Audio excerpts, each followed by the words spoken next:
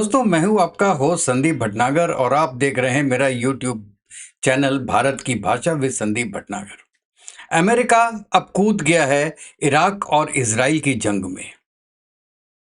अब ये वॉर किस तरफ जा रही है और आज सुबह से क्या हुआ, इसके बारे में आज डिस्कस करते हैं।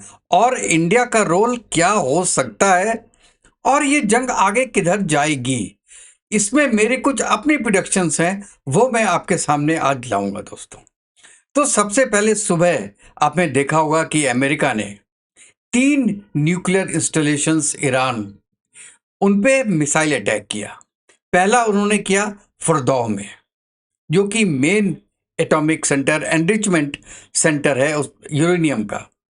वहां पे उन्होंने B2 स्पिरिट स्टेल्थ बॉम्बर से उन्होंने 6 बंकर बस्टर मिसाइल बॉम्ब मारे। और अगर कोई कहता है कि वो खराब नहीं हुआ या उसमें कोई डिलीट नहीं हुआ, तो मैं ये बात नहीं मानूंगा, क्योंकि 6 बंकर बस्टर बम पड़े हैं उसके ऊपर। और जो एक बंकर बम होता है वो 60 मीटर जमीन के अंदर जाके पड़ता है, और वो भी एक नहीं होता, एक से फिर 6 निकलते हैं। तो मतलब 6 इंटू 6 36 बम अगर अंदर फटे होंगे तो वो जो भी इंस्टॉलेशन हो वो रह नहीं सकता है दोस्तों। अच्छा, दूसरा फिर इन्होंने क्या किया कि 30 टैमाहॉक मिसाइल्स सबमरीन से लॉन्च करके नटांस और एस्फहान, इन 2 न्यूक्लियर जो उनके स्पॉट्स थे, उनको भी समाप्त कर दिया। अभी देखिए दोस्तों, 3-4 और जगह हैं जो कि इंस्टॉलेशंस हैं, जैसे अराक, पुशार, अर्थकान, कोचेन और तेहरान, ये अभी बाकी हैं। और अमेरिकन प्रेसिडेंट ने बोला है कि भाई ये तो शुरुआत है, अगर ईरान नहीं मानता है तो हम आगे भी कर सकते हैं ऐसे अटैक्स। तो ये तो हुई आज की बात। अब ईरान ने सबसे पहले क्या किया कि उसको निगेट किया कि जी ठीक है, अटैक हुआ है, एक्सेप्ट किया, लेकिन हमारा नुकसान नहीं हुआ, क्योंकि हमने उसके पहले ही वहां से जो इंस्टॉलेशंस हैं और मैन पावर हैं उनको शिफ्ट कर दिया था कहीं और, क्योंकि हम जानते थे कि अमेरिकन अटैक करेंगे। और उसके बाद उन्होंने कड़ी निंदा तो की ही है। अब रशियन प्रेसिडेंट ने भी मजाक उड़ाया है अमेरिका का कि आपने अटैक तो कर दिया है लेकिन कुछ नुकसान नहीं हुआ, कुछ रिसाव भी नहीं हुआ, और आप कह रहे हैं कि आपके जो अटैक हैं वो बहुत सक्सेसफुल है। अच्छा, वो एक तरीके से खिल्ली उड़ाई है अमेरिका की रशिया ने। अभी अभी चाइना ने भी इसका पुरजोर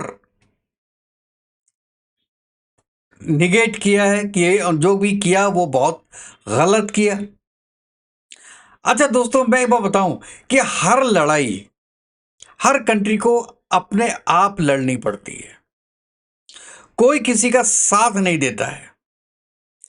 जैसे इंडिया और पाकिस्तान की जो वॉर है, ठीक है, पाकिस्तान का सपोर्ट किया चाइना ने, अजरबैजान ने और टर्की ने, इंडिया का किया, इसराइल ने।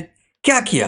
मैन पावर थोड़ी ना भेजा, फुट सोल्जर्स थोड़ी ना भेजे, इक्विपमेंट दिए, ठीक है, और आपको इंटेलिजेंस आपके साथ शेयर किया, बाकी तो कुछ नहीं किया। बाकी अपनी लड़ाई खुद ही लड़नी पड़ती है।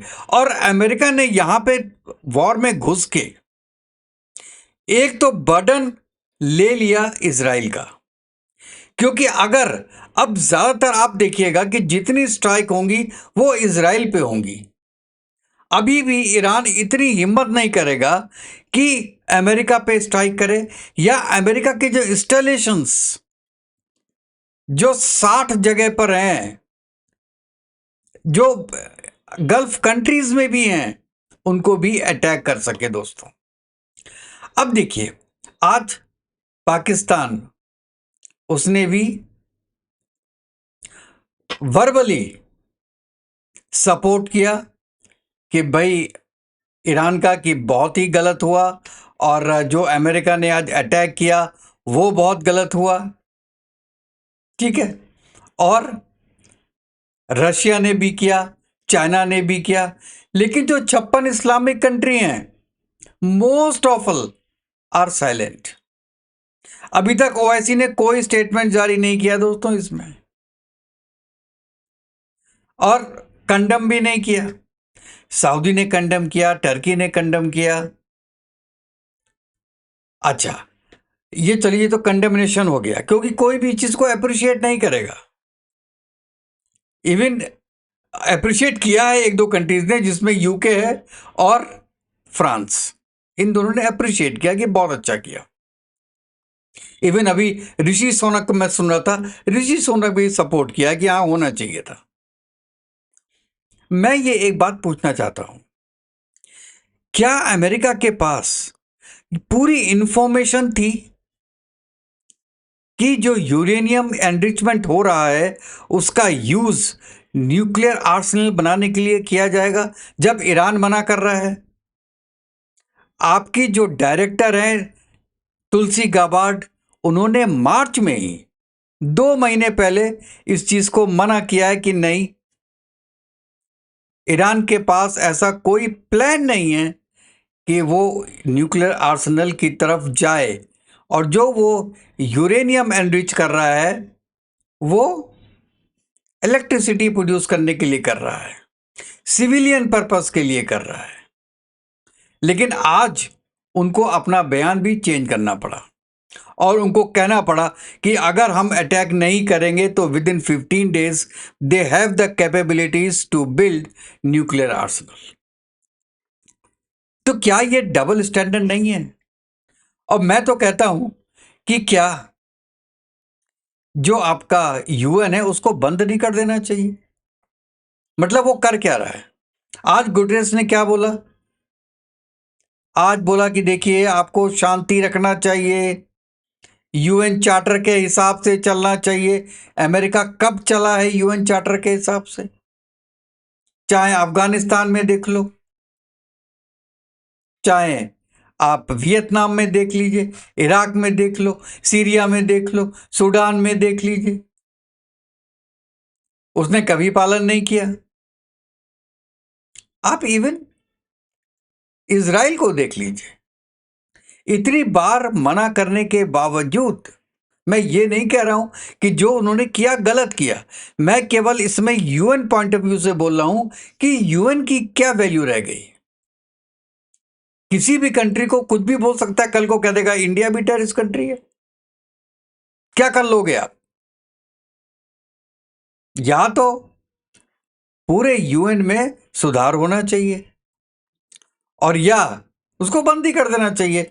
हर कंट्री अपना यूनिलैटरल काम करे, और जो छोटे छोटे ग्रुप बनते हैं, जैसे एससीओ का ग्रुप बना है, जैसे आपका ब्रिक्स बना है, जैसे नाटो बना है, जैसे ऐसे ग्रुप्स बना के, क्वाड बना है, वैसे ग्रुप्स बना के काम करो इंडिविजुअल। क्यों इतनी बड़ी बिल्डिंग रखी हुई है, इतने लोग रखे हुए हैं, सब हर कंट्री का एक एक रिप्रेजेंटेटिव, परमानेंट रिप्रेजेंटेटिव है वहां पे, पूरी टीम लगी हुई है, लोगों की क्या जरूरत है? एनीवे, अब हम आते हैं कि ये तो मैंने बताया कि प्रेजेंट स्टेटस, और अभी जो इंडिया के प्राइम मिनिस्टर हैं नरेंद्र मोदी साहब, उन्होंने अभी अभी बात किया है जो ईरान के प्रेसिडेंट हैं उनसे, अभी जस्ट बात किया है उन्होंने। जो प्रेजिकियान हैं प्रेसिडेंट, उनसे अभी बात किया है, और उनको हमारी अपनी सहानुभूति शो की है। और ईरान ने कहा है और आईआरजी ने कहा है कि भैया हम तो अब मारेंगे इजराइल को, और जहां जहां यूएस की इंस्टॉलेशंस होंगे वहां पे। इवन हाउथीज ने बोल दिया है कि हम रेड सी में अब किसी जहाज को घुसने नहीं देंगे, हम मारेंगे।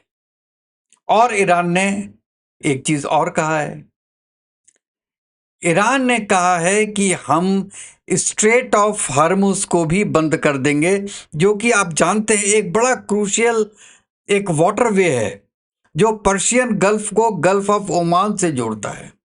और वर्ल्ड का 20% ऑयल वो इसी जगह पास होता है। और ये करीब 30 से लेकर 35 किलोमीटर के बीच का होता है। इसकी विड्थ इतनी है, बहुत ज़्यादा नहीं है। इसलिए उसको ब्लॉक करना बहुत ज़्यादा मुश्किल काम नहीं है, इतना आसान भी नहीं है, लेकिन मुश्किल भी नहीं है। तो ईरान ये कह रहा है। अब देखिए, मैं इसमें अपना क्या सोचता हूं कि क्या होने वाला है। देखिए, यहां मेरी थिंकिंग ये है कि अब वर्ल्ड के जो बड़े लीडर्स हैं वो इकट्ठे होंगे, वो ईरान से बात करेंगे, ईरान को नेगोशिएशन टेबल पे लेके आएंगे। लेकिन ये होगा एक हफ्ते बाद। एक हफ्ते तक ईरान अपना सो कॉल्ड बदला लेगा और ज्यादातर मैं कहता हूं नॉन यूएस इंस्टॉलेशंस को वो निशाना बनाएगा, क्योंकि ईरान भी जानता है कि अगर यूएस से डायरेक्ट पंगा लिया तो उसके लिए मुश्किलें बहुत कड़ी होने वाली हैं, खत्म हो जाएगा ईरान। इसलिए उसके जो अपने पंगे होंगे ना, वो इजराइल से ही लेगा। जैसे आज उसने 10 बैलिस्टिक मिसाइल्स छोड़ी हैं ईरान पे, और ईरान पे कुछ गिरी भी हैं, उनकी डिटेल्स भी आ रही हैं। और तेल अवीव जो है उसमें बहुत भारी नुकसान हुआ है दोस्तों। आज मारने को तो वो यूएस में भी मार सकता था ना, लेकिन यूएस में तो नहीं मारा। क्यों मारा उसने इजराइल में? क्योंकि वो अभी भी, ईरान जो भी बोल ले, वो डायरेक्ट पंगा नहीं लेना चाहता है अमेरिका से। और अमेरिका भी ये चाहता है कि अब नेगोशिएशन टेबल पे आके आप बैठो, रिजीम चेंज करना हो तो रिजीम चेंज कर लो, और अगर अली खौमेनी अभी जिंदा है तो, और अगर आप रिजीम चेंज कर लेते हैं वेल एंड फाइन, नहीं करते हैं तो भी आप कंटिन्यू कीजिए with the support of USA. और यूएसए और आईएआई ये चीज इंश्योर करेगा कि आप दोबारा आप ये जो यूरेनियम एनरिचमेंट है उसकी तरफ आप नहीं जाएंगे। तो फिर आपके एरिया में भी शांति होगी और पूरे वर्ल्ड में भी शांति होगी दोस्तों।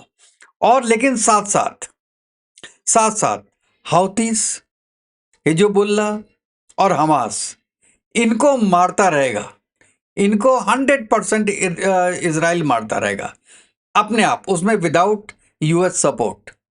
They will continue doing that. और ईरान से कह दिया जाएगा कि अब आप इसको सपोर्ट मत कीजिए इन तीनों को, अगर आप अपना सर्वाइवल चाहते हैं तो। देखिए दोस्तों, पूरे वर्ल्ड से लड़ना एक बार में बहुत मुश्किल हो जाता है। अमेरिका कभी डायरेक्ट नहीं आया किसी वॉर में, लेकिन यहां पे अमेरिका को आना पड़ा क्योंकि उसकी मजबूरी थी। क्योंकि अगर बाय चांस न्यूक्लियर आर्सेनल बना लेता ईरान, तो उसका ट्रैक रिकॉर्ड ऐसा है, जैसे पाकिस्तान का न्यूसेंस वैल्यू हो गई है, ऐसे ईरान की भी न्यूसेंस वैल्यू हो जाती।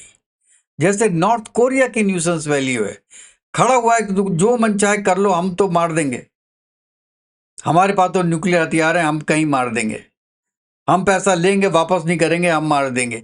तो वो जो चौधराइट है, और अगर वो ईरान के पास आ गई तो ईरान के पास ये तीन जो मैंने बोले, हाउतीस भी है, हिजबुल्लाह भी है, हमास भी है, ये तीनों फोर्सेस मिल जाएंगी तो ये परेशान करके रख देंगी यूएसए को और इजराइल को। इसलिए अब अमेरिका ये चाहेगा कि इन तीनों से अपना कनेक्शन ईरान हटाए, डेवलपमेंट में लगाए, न्यूक्लियर आर्सेनल की तरफ ना जाए, तो ईरान को माफ कर दिया जाएगा। लेकिन अगर उसने ऐसा नहीं किया तो ईरान का अंत निश्चित है, ईरान का अंत निश्चित है। और इसीलिए आज ईरान के जो विदेश मंत्री हैं वो रशिया जा रहे हैं, वो रशिया में पुतिन साहब से मिलेंगे, और मेरे ख्याल से पुतिन साहब भी उनको यही समझाएंगे कि यार ये चीज खत्म करो, क्योंकि सबसे बड़ी बात क्या है कि रशिया का क्या उसमें इंटरेस्ट है कि जितने भी ड्रोन्स आते हैं, जो ड्रोन्स यूक्रेन पे यूएसएसआर यूज कर रहा है, सॉरी, रशिया यूज कर रहा है, वो सब ईरानी मेड है।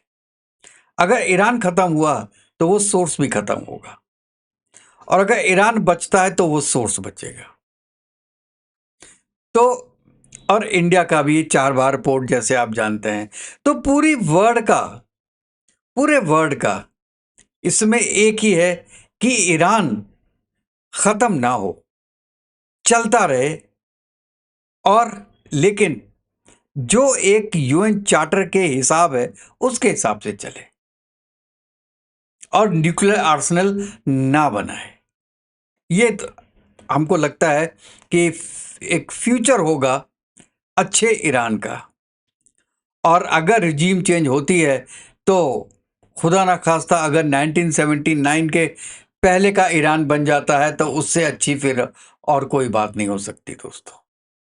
वो आप भी जानते हैं कितना ओपन माइंडेड था ईरान 1979 के पहले, जब ये मौलवी मौलाना आ गए हैं। और अभी भी जो अली खोमैनी हैं, जो 3 नाम दे के गए हैं, वो नाम तो अभी तक सामने नहीं आए हैं कि जो नेक्स्ट बनेंगे उनसे, वो भी तीनों मौलाना हैं, जबकि उनका बेटा खुद मौलाना है, उसका नाम उसके अंदर नहीं है। तो दोस्तों, जैसे कोई डेवलपमेंट होता है हम फिर आपके सामने आते हैं। और तब तक के लिए दोस्तों, जय हिंद, जय भारत, वंदे मातरम। खुश रहिए, स्वस्थ रहिए।